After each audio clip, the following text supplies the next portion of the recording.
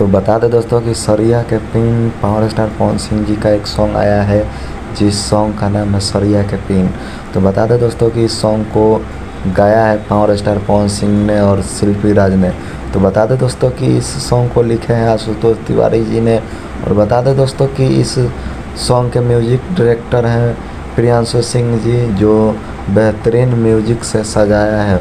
और बता दें दोस्तों कि इस सॉन्ग में वीडियो डायरेक्टर दीपांशु सिंह जी है, जो अपने डांस परफॉर्मेंस से सभी लोगों को दिल जीतते हैं। और बता दें दोस्तों कि इस सॉन्ग में मॉडलिंग में ईशा घोष नज़र आने वाली है। और कोरियोग्राफर की बात करें तो गोल्डी जायसवाल जी है। और बता दें दोस्तों कि इस सॉन्ग को एडिट किया गया है रोहन निंजा द्वारा। और बता दें दोस्तों कि इस सॉन्ग को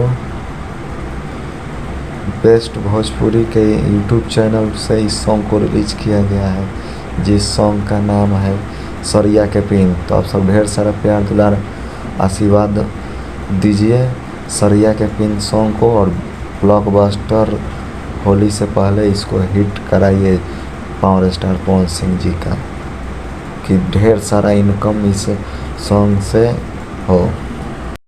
और वीडियो देखने के लिए बहुत बहुत धन्यवाद आप सभी को।